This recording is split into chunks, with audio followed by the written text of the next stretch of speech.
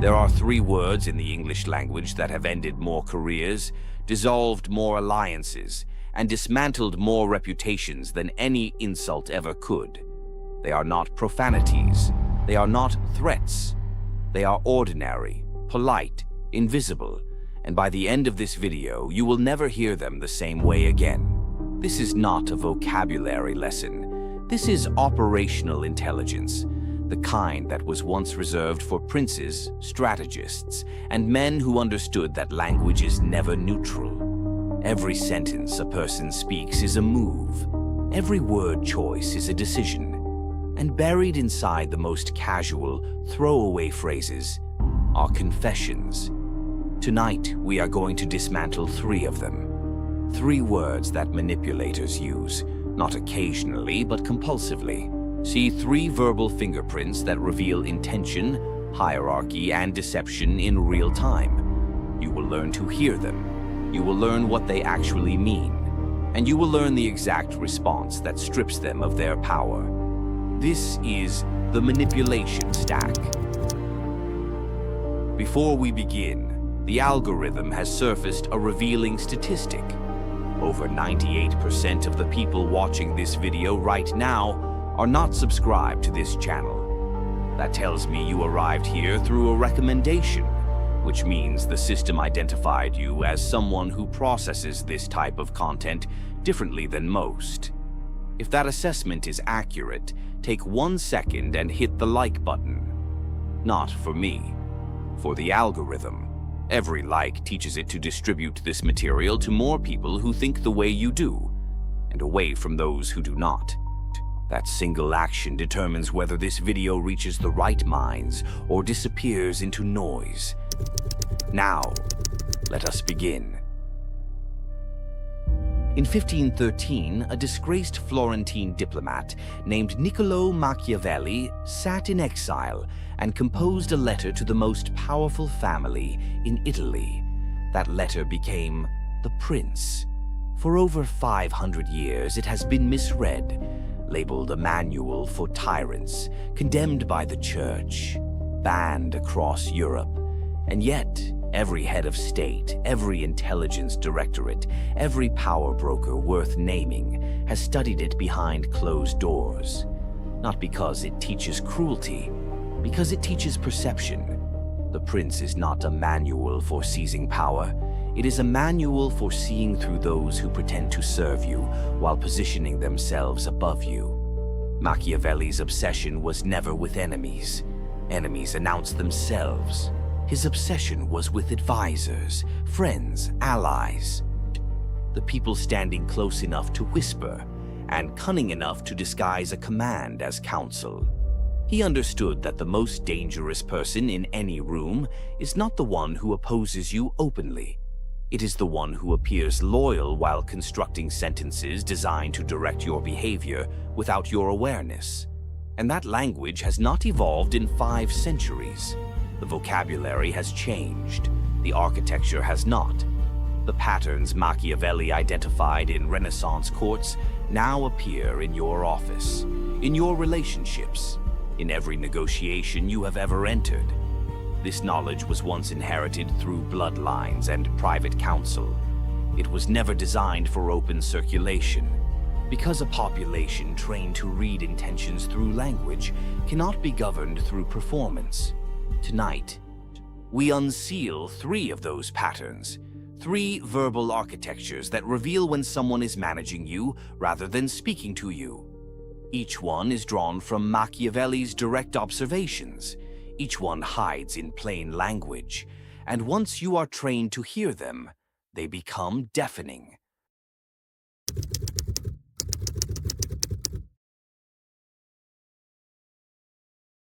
The first word is just. It is the smallest, quietest weapon in the English language, and it is the preferred instrument of every person who needs to cross your boundaries while appearing harmless. Machiavelli warned extensively about a specific breed of courtier, the one who enters the room with lowered eyes and measured language, who frames every request as minor, every agenda as casual. He called this false modesty. and he identified it as the single most reliable indicator of concealed ambition. The modern incarnation of this courtier does not wear silk. He does not bow. He uses the word just. Listen to the mechanics. I'm just trying to help. Remove the word. What survives? I'm trying to help. A raw assertion of intent. An uninvited claim over your situation. But that bare sentence invites resistance. It invites the natural question. Did I ask for your help? The word just is inserted to prevent that question from forming in your mind. It miniaturizes the intrusion. It compresses the demand into something that appears too small, too harmless to refuse. And here is the architecture of the trap. If you resist, you become the problem. If you push back against someone who was just trying to help, the social cost transfers entirely to you. They walk away clean. You appear ungrateful. A single syllable redirected all accountability from their action onto your reaction. Now listen to this one. I'm just saying. This is not a disclaimer. It is a preemptive strike. Oh, when a person opens with, I'm just saying, they already know their next sentence carries an edge. They already know it will land as an attack. The phrase exists solely to inoculate them against the consequences of what comes next.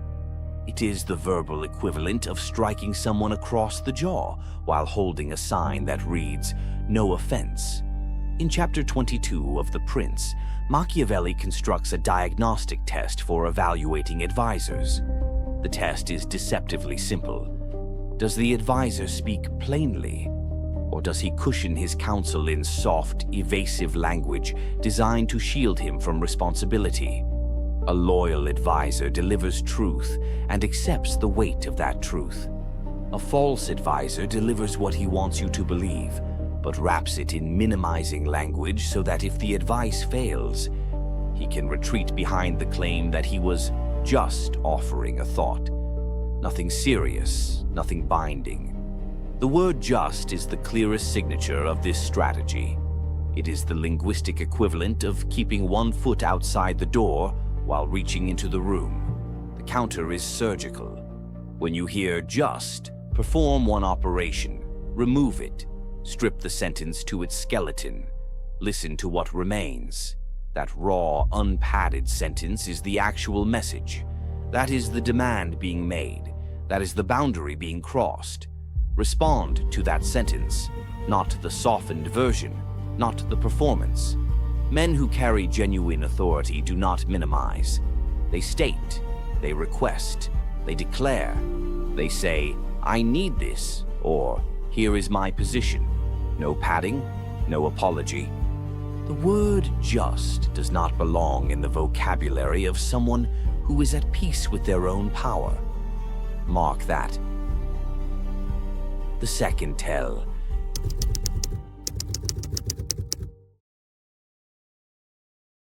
The word is but. It is the hinge on which every manipulative sentence pivots. Here is the operating principle, and it is absolute. Everything spoken before the word but is performance. Everything spoken after it is the truth. The first half of the sentence exists for one purpose, to make the second half easier to receive. It is set dressing, social theater, a stage constructed so the real act can land without resistance. The actual message, the intention, the demand, the criticism, lives exclusively on the other side of that hinge. Observe. I respect your opinion, but this sentence contains no respect. The word respect is a prop. It has been placed at the front of the sentence the way a welcome mat is placed over a trapdoor. The speaker does not value your opinion. If they did, the sentence would end at opinion. There would be no need for continuation. The word but is the confession. It announces, I am now going to deliver what I actually believe, and what I actually believe will directly contradict the thing I performed 3 seconds ago. I would love to help, but There is no love here.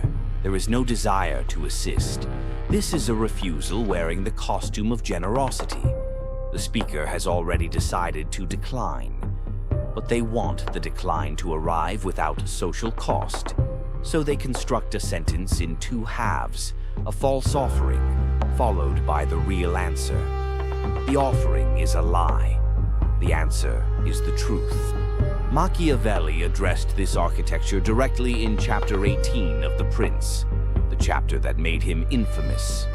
He wrote that a successful prince must understand how to appear merciful, faithful, humane, and religious, without being bound to any of those qualities when circumstance demands otherwise. He was writing about statecraft, but the principle maps identically onto individual language. People construct sentences the same way princes construct public identities. A visible performance on one side, a hidden intention on the other. The word "but" is the seam between those two layers. It is the exact point where the mask meets the face. Men who operate from genuine authority do not use "but" to dilute their message. They deliver truth without a preliminary compliment because they have no fear of how it will be received. The preliminary compliment, the "I respect you," exists only because the speaker is afraid of the reaction their real words will provoke. They are not managing your emotions. They are managing their own exposure. Here is the tactical response. It is clean and it is final. When you hear the setup, the soft opening, the compliment that feels like a runway, interrupt. Not with aggression, with precision. One line. Skip to the "but." What is the real issue? This achieves three objectives simultaneously. First, it announces that their verbal architecture has been identified and catalogued. Second, it communicates that linguistic tricks do not function against you. Third, it forces them into the one position they constructed the entire sentence to avoid: direct, unshielded communication. Most people will stop cold, not because you were rude, because they were never prepared for someone who can see the scaffolding beneath the sentence.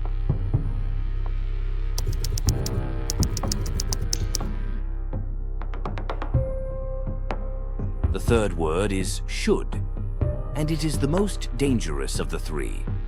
Just conceals intrusion, but conceals intention. Should conceals something far more corrosive. It conceals hierarchy. When a person tells you what you should do, they are not advising you. They are positioning themselves above you inside a hierarchy you never agreed to enter.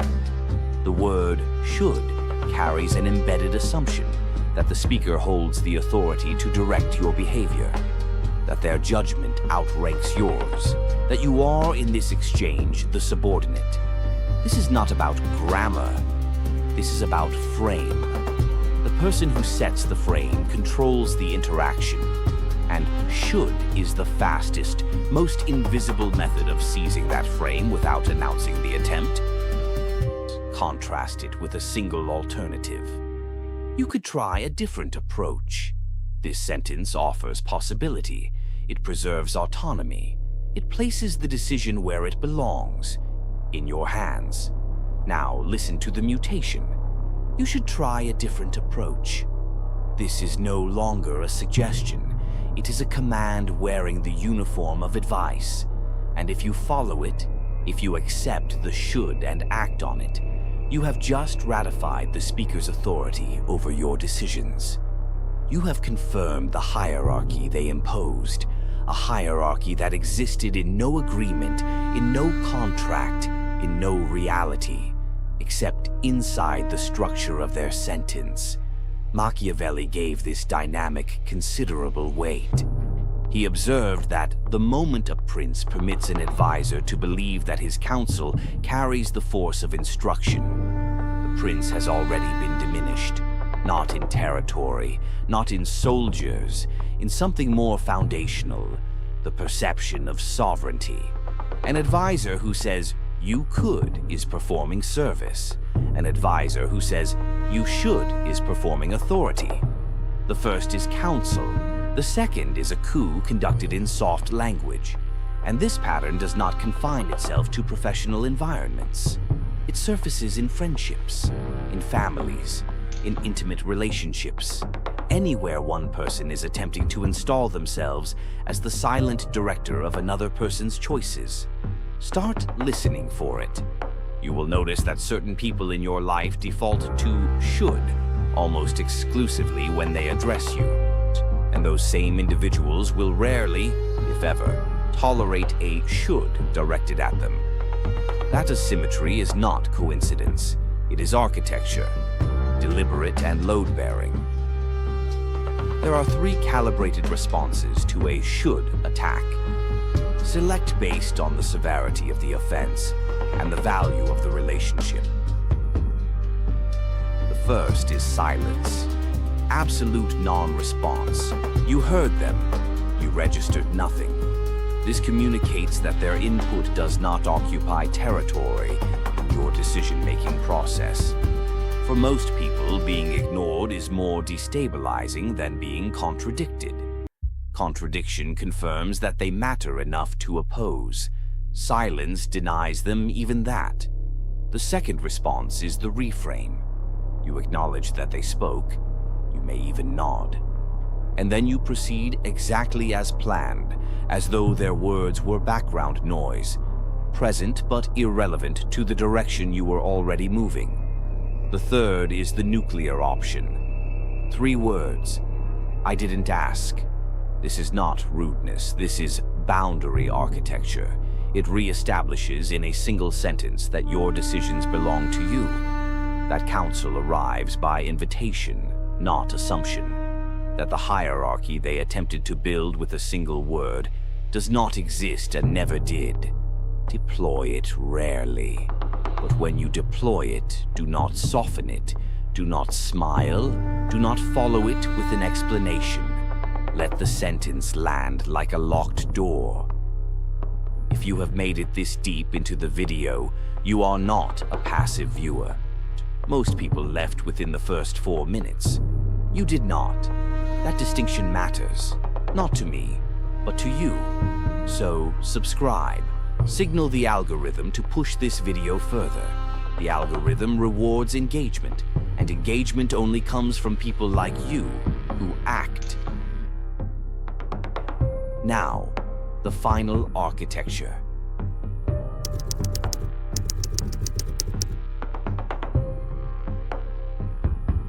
You now hold 3 diagnostic instruments.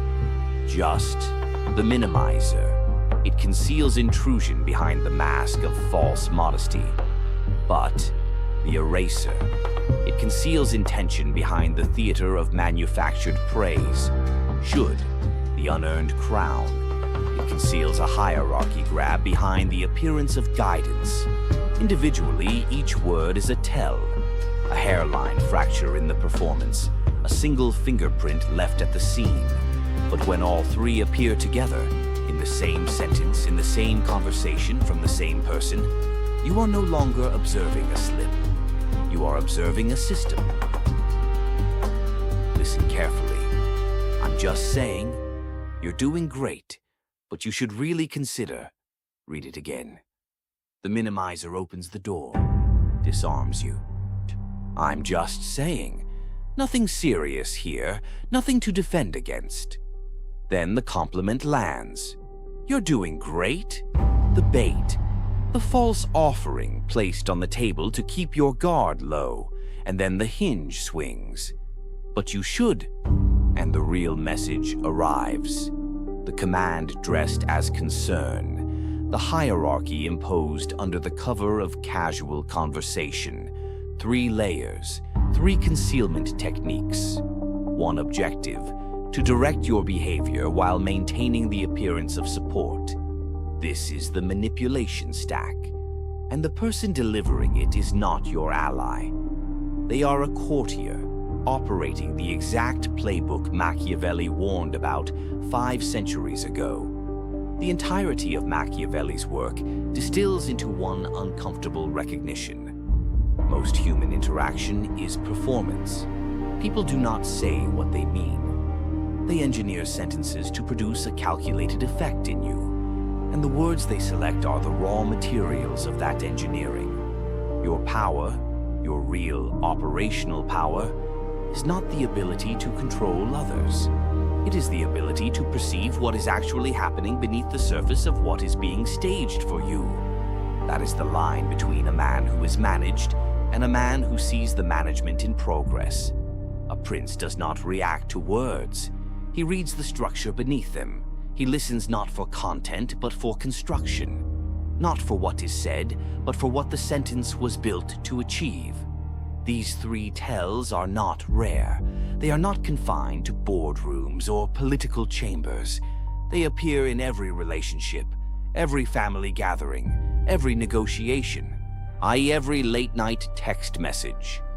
They are the silent operating system of social interaction, and the reason most people are directed without ever recognizing it is because they have never been trained to listen at this frequency. You have now been trained. The question is no longer whether these patterns surround you. They do. The question is whether you will continue absorbing them passively, or whether you will begin hearing the architecture inside every sentence aimed in your direction. From this point forward, language will carry a different weight. Conversations will reveal layers they never revealed before, and the people around you, the ones who have been operating beneath your awareness for months, perhaps years, will begin to sense that the dynamic between you has changed. They will not know why. They will not be able to name it, but they will feel the difference in how you listen, in how you pause, in how you respond or refuse to, because you are no longer hearing what people say. You are reading what they build. The code is yours now. Use it.